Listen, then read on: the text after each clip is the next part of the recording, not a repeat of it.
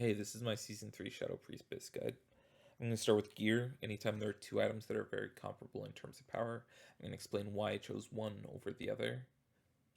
There are certain items that are very strong in very specific situations, but not great otherwise. I'm going to try and mention those as well.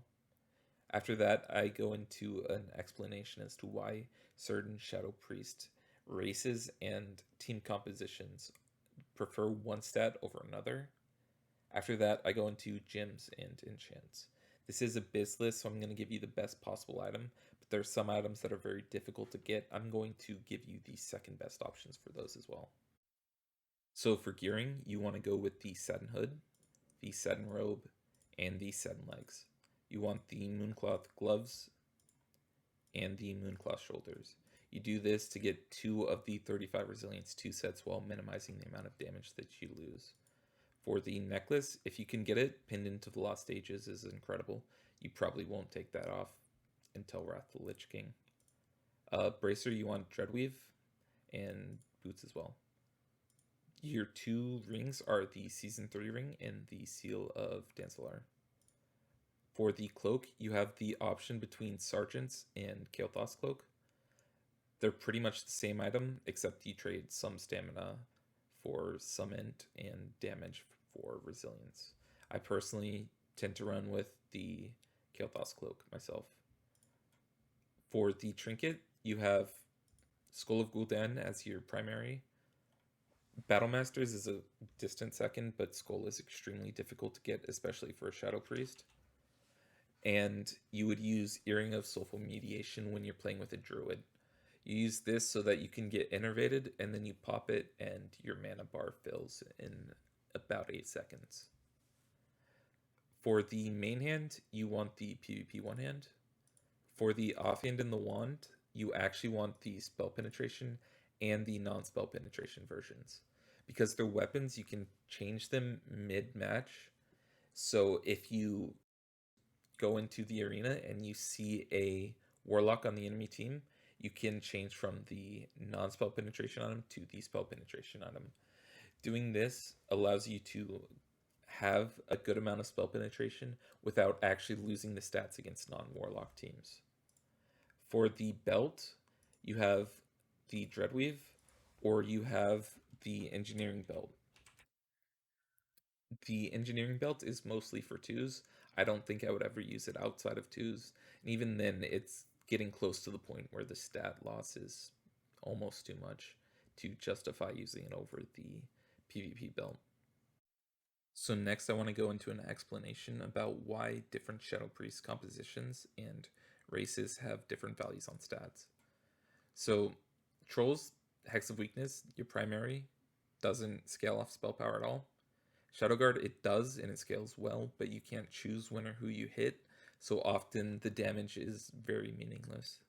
Undead, it has an okay ratio and a long cooldown, but you generally use it at the moment you're trying to kill, so the actual damage that you put out is very high value. Night Elf Star Shards, it has a very short cooldown, and it costs no mana, so you can drop it on cooldown, and it has a very good ratio on it. So Troll has the least spell power scaling value, Undead has moderate, and Night Elf has the most. In terms of who you're playing with, a mage partner, you want to... Okay, so say the mage has polymorphed to warrior 3 times. The warrior is now immune to polymorph for 15 to 18 seconds. So you need to live that 15 to 18 seconds so the mage can sheep him again, and you can go off and drink and heal up. So higher value on stamina, intellect, and because the games are longer, regen is higher value. When you're playing with a rogue, your timer is basically when the rogue runs out of cooldowns, the game is over. So you want to end games quickly, so higher value on spell power and stun resistance. Because the rogue is worse at peeling melee off of you, resisting stuns is more important. In terms of healer, druids hit you with constant small heals, so you're not as worried about dying between heals, which gives resilience a higher value. When you're playing with paladin, shaman, or not healer, you want to run higher stamina because you might die between heals, given that paladins and shamans can get interrupted. and you need to live until you get away from the enemy to heal up. So given what I just said, when I'm looking at gemming my priest, because I am a troll and I play with a mage, I go insightful in order to keep my mana high, and I would go glowing because I prefer stamina over spell power. If you were, say, a night elf and you were playing with a rogue, you would probably gem pure spell power. And because I play with a shaman in threes, I will generally gem stamina and resilience rather than flat resilience.